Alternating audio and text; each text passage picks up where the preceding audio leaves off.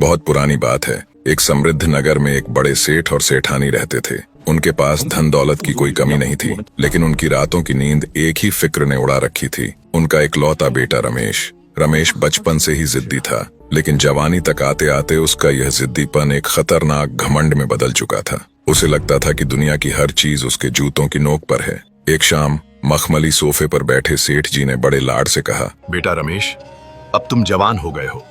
हम चाहते हैं कि घर में एक सुशील और नेक बहू आए। तुम्हारी शादी की उम्र हो गई है। रमेश के चेहरे पर एक कुटिल मुस्कान आई। उसने शांति से बोला, पिताजी, विवाह तो मैं जरूर करूंगा, लेकिन मेरी एक छोटी सी शर्त है। सेठानी खुश होकर बोली, बोलो बेटा, क्या चाहिए? हीरों का हार या अलग महल? रमेश ने ठंडे लहजे में कहा, मुझे कुछ नहीं चाहिए, बस मेरी पत्नी वही बनेगी जो रोज मुझसे 10 जूते खाने को तैयार हो। मेरी मर्जी है कि मैं अपनी पत्नी को रोज 10 जूते मारूं। जो ये बर्दाश्त करेगी वही इस घर की बहू बनेगी। ये सुनते ही सेठ सेठानी के पैरों तले जमीन खिसक गई। वे दंग थे कि कोई इंसान इतना अजीब और क्रूर कैसे हो सकता है। नगर में थू थू होने लगी। हर कोई यही सोचता, आखिर कौन बाप अपनी बेटी को इस जूते मारने वाले पागल के हवाले करेगा। तभी एक दिन दूसरे राज्य का एक बड़ा व्यापारी अपनी सुंदर और चतुर बेटी के लिए रिश्ता ढूंढते हुए उस नगर में आया। लोगों ने उसे सेठ के बेटे के बारे में बताया। व्यापारी उम्मीद लेकर सेठ के हवेली पहुंचा। अभी बातचीत शुरू ही हुई थी कि रमेश वहां आ धमका। उसने बिना किसी शिष्टाचार के व्यापारी की आंखों में आंखें डालकर कहा, सुनिए जनाब, रिश्ता जोड़ने से पहले मेरी शर्त जान लीजिए। आपकी बेटी को रोज मेरी 10 जूतों की मार सहनी होगी। अगर मंजूर है तभी बात आगे बढ़ाएं। व्यापारी का खून खौल उठा। उसकी आंखों में आंसू और गुस्सा एक साथ तैरने लगे। उसने सोचा, क्या कोई पिता अपने कलेजे के टुकड़े को इस बेवकूफ के हाथों पिटने के लिए सौंप सकता है? ये शादी नहीं, कत्लगाह है। व्यापारी बिना एक शब्द कहे गुस्से में वहां से उठकर चला गया। पूरे नगर के लोग यही सोचने लगे कि क्या रमेश उम्र भर कुंवारा रहेगा या कोई उसे सबक सिखाने आएगा। व्यापारी जब अपने घर पहुंचा तो उसका चेहरा गुस्से और दुख से तमतमाया हुआ था। उसने अपनी पत्नी को सारी बात विस्तार से बताई। उसकी पत्नी बोली, हे भगवान, कैसा जमाना आ गया है। भला कोई इंसान ऐसा भी हो सकता है? तुमने बहुत अच्छा किया जो उस पागल को मुंहतोड़ जवाब देकर आ गए। मेरी फूल जैसी बेटी वहाँ कभी सुखी नहीं रहती। पास ही खड़ी उनकी बेटी कोमल ये सब चुपचाप सुन रही थी। कोमल न केवल सुंदर थी, बल्कि अपनी बुद्धिमानी और गहरे संस्कारों के लिए जानी जाती थी। उसने शांत स्वर में कहा, पिताजी, मैं उसी लड़के से विवाह करना चाहती हूँ। ये सुनते ही घर में सन्नाटा छा गया। माता पिता को अपनी कानों पर यकीन नहीं हुआ। पिता बोले, बेटी, क्या तुम होश में हो? वह लड़का कोई इंसान नहीं, हैवान है, जो रोज अपनी पत्नी को 10 जूते मारने की शर्त रखता हो। पिताजी, आप बस मेरा विवाह उस लड़के से करवा दीजिए। मैं सब संभाल लूंगी। मुझे पता है मुझे क्या करना है। व्यापारी ने अपनी बेटी को सिर से पैर तक देखा और सर पकड़कर बैठ गया। उसने फिर समझाया, अरे पगली, तू समझ क्यों नहीं रही? 10 जूते रोज सिर पर पड़ेंगे तो सिर के बाल तक उड़ जाएंगे।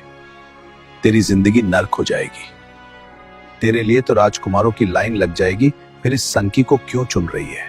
लेकिन कोमल अपनी बात पर अडिग थी।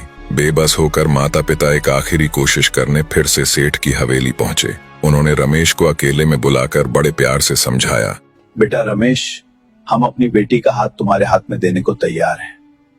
तुम्हें जो धन दौलत, हाथी घोड़े या दहेज चाहिए मांग लो, बस अपनी वह जूतों वाली शर्त छोड़ दो। रमेश के चेहरे पर वही घमंडी मुस्कान थी। उसने 2 टूक शब्दों में कहा, मुझे आपका दहेज नहीं चाहिए, रोज के 10 जूते। अगर मंजूर है तो बारात की तैयारी कीजिए, वरना अपना रास्ता नापिए। हारकर पिता को अपनी बेटी की जिद के आगे झुकना पड़ा। भारी मन से रिश्ता पक्का कर दिया गया। पूरे नगर में ये खबर आग की तरह फैल गई कि एक बदनसीब लड़की उस सनकी रमेश से शादी करने को तैयार हो गई है। निश्चित समय पर बारात सेठ के द्वार पर पहुंची। कोमल, जो लाल रेशमी जोड़े में लिपटी, किसी साक्षात देवी जैसी लग रही थी। व्यापारी ने अपनी सामर्थ्य से बढ़कर दान दहेज दिया था। ससुराल में कोमल का स्वागत भव्य था। सासू माँ ने जलते हुए दियों की आरती से उसकी नजर उतारी। द्वार पर रखे अक्षत से भरे कलश को कोमल ने अपने पैरों से ठोकर मारकर भीतर प्रवेश किया। रात के सन्नाटे में कोमल अपने फूलों से सजे बिस्तर पर बैठी थी।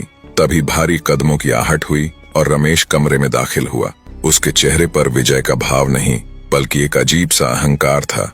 उसने बिना कोई भूमिका बांधे अपने पैर से चमड़े का सख्त जूता निकाला और उसे हवा में लहराते हुए कर्कश स्वर में बोला, अपना सिर आगे करो, मेरी शर्त तुम्हें याद ही होगी।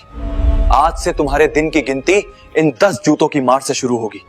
कोमल ने शांति से कहा, स्वामी, मैं आपकी परछाई बनकर इस घर में आई हूँ। जूतों की मार तो क्या, आप प्राण भी मांगते तो मैं पीछे न हटती, क्योंकि मैं आपकी शर्त जानकर ही इस बंधन में बंधी हूँ। लेकिन जूता चलाने से पहले मेरे एक छोटे से प्रश्न का उत्तर दे दीजिए। रमेश ठिठका। कोमल आगे बोली, मेरे माता पिता ने मुझे बड़े नाजों से पाला, मुझे संस्कार दिए और आज इतना धन दहेज देकर विदा किया। उन्होंने जीवन भर मुझ पर फूलों की पंखुड़ी तक नहीं फेंकी। अब आप मुझे मारना चाहते हैं, ये आपका अधिकार हो सकता है, परंतु अधिकार हमेशा कमाई से आता है। अब तक मैंने जो अन्न खाया वो आपके पिता का था। ये रेशमी वस्त्र आपके पिता के धन के हैं। यहाँ तक कि ये छत भी उन्हीं की है। आपकी अपनी कमाई का तो मैंने अब तक एक घूंट पानी भी नहीं पिया। तो फिर किस नैतिक अधिकार से आप मुझ पर हाथ उठाएंगे? जिस दिन आप अपने पसीने की कमाई से मेरा पेट भरेंगे, उस दिन आपकी मार भी मुझे प्रसाद लगेगी। अब अभी तो आप स्वयं अपने पिता की छाया में जी रहे हैं, तो आपका अपना स्वतंत्र अस्तित्व कहाँ है? कोमल के शब्द तीखे बाणों की तरह सीधे रमेश के कलेजे में धंस गए। उसे पहली बार अपनी मदांधता का एहसास हुआ। उसे लगा जैसे उसका पुरुषार्थ, उसका घमंड रेत के महल की तरह ढह गया हो। बिना एक शब्द बोले वह कमरे से बाहर निकल गया। उसके कदम सीधे माता पिता के कक्ष की ओर बढ़े। आधी रात को बेटे को इस हाल में देख सेठ जी चौंक उठे। रमेश ने सिर झुकाकर पूरी घटना सुनाई और अंत में कहा, पिताजी, आज मेरी पत्नी ने मुझे आईना दिखा दिया। मैं अब तक जिसे अपना रौब समझ रहा था, वो केवल आपकी दी हुई खैरात थी। सेठ जी ने अपने भीतर उठ रहे प्रसन्नता को दबाया। उनकी आंखों में संतोष के आंसू थे कि उनकी बहू ने वह कर दिखाया जो वे सालों में न कर सके। उन्होंने गंभीरता से कहा, बेटा, कोमल ने सत्य ही कहा है। हमारे पास इतना वैभव है कि तुम्हारी 7 पीढ़ियां बिना हाथ हिलाए ऐश कर सकती हैं, लेकिन जो गौरव श्रम की एक रोटी में है, वह इस विरासत के स्वर्ण भंडार में नहीं। जब तक तुम स्वयं कुछ निर्माण नहीं करते, तुम केवल एक उत्तराधिकारी हो, पुरुष नहीं। रात भर रमेश सो न सका। उसकी अहंकार की काली चादर फट चुकी थी और भोर की पहली किरण के साथ उसने तय कर लिया कि अब वह केवल सेठ का बेटा बनकर नहीं, बल्कि रमेश बनकर दिखाएगा। दरअसल उसके पिता एक विख्यात समुद्री व्यापारी थे। रमेश अपने पिता के कक्ष में पहुंचा। वहां सेठ जी व्यापार का लेखा जोखा देख रहे थे। रमेश ने कहा, पिताजी, आप मुझे बस एक सुदृढ़ जहाज और व्यापार के लिए थोड़ा सा स्वर्ण दें। मैं वचन देता हूं कि जब अगली बार मेरा जहाज इस तट पर लंगर डालेगा तो वह मेरी अपनी कमाई के धन से लदा होगा। बेटे के स्वर में पहली बार मांग नहीं, मंशा देखकर पिता का सीना गर्व से चौड़ा हो गया। उन्होंने उसे व्यापार की सूक्ष्म कूटनीतियां और विदेशी मंडियों के मिजाज समझाए। अगले दिन बंदरगाह पर मजदूर भारी बोरियां लाद रहे थे। कोमल वहां खड़ी थी। रमेश ने कोमल के पास जाकर बोला, कोमल, याद रखना, मैं लौटूंगा, और जब लौटूंगा तो मेरे हाथों में मेरे अपने पसीने की कमाई का अन्न होगा। उस दिन मैं तुम्हें अपने धन का भोजन खिलाऊंगा और फिर पूरी निर्दयता और पूरे अधिकार के साथ मेरे इस सफर के एक एक दिन का हिसाब जूतों की मार से चुकता करूंगा। ये मेरा वचन है। कोमल ने बस इतना कहा। स्वामी, आपकी सफलता की प्रतीक्षा इस घर की दहलीज पर हमेशा रहेगी। लंगर उठा लिया गया। जहाज धीरे धीरे तट से दूर होने लगा। रमेश डेक पर खड़ा होकर तट को पीछे छूटते देख रहा था। उसके चेहरे पर वही कुटिल घमंड भरी मुस्कान थी। किनारे पर खड़े सेठ और सेठानी की आंखों में आंसू थे। अब मैं घर तभी लौटूंगा जब जेब में दौलत और सिर पर कामयाबी का ताज होगा, और फिर अपनी पत्नी को 10 जूते मारूंगा। इतना कहकर वह नीले समंदर की तरंगों को चीरता हुआ आगे जा रहा था। 3-4 दिनों के निरंतर सफर के बाद रमेश ने जहाज को लंगर डालने का आदेश दिया। रमेश ने एक विजेता के आत्मविश्वास के साथ उस अनजान नगर की गलियों में कदम रखा। उसे क्या पता था कि वह जिस नगर में उतरा है वह ठगों की राजधानी है। अभी वह कुछ ही दूर चला था कि एक वृद्ध व्यक्ति ठीक रमेश के सामने आकर रुक गया। वह रमेश को ऐसे ताक रहा था जैसे कोई भूखा गिद्ध अपने शिकार को देखता है। उसने एक कुटिल मुस्कान के साथ कहा, ओह, तो इस बार तुम आए हो, तुम्हारे पिता नहीं आए?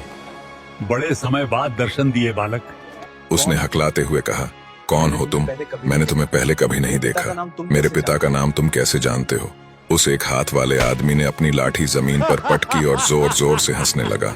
फिर उसने कहा, जब पिछली बार तुम्हारे पिताजी यहाँ आए थे तो मुझे कुछ पैसों की जरूरत थी, इसलिए मैंने अपना एक हाथ उनके पास गिरवी रख दिया था और उनसे 1000 स्वर्ण मुद्राएं ली थी। अब मैंने 1000 स्वर्ण मुद्राएं एकत्र कर ली हैं। मुझे फर्क नहीं पड़ता कि बाप हो या बेटा, मुझे तो मेरा हाथ वापस चाहिए। ये लो अपनी 1000 स्वर्ण मुद्राएं और मेरा हाथ मुझे वापस कर दो।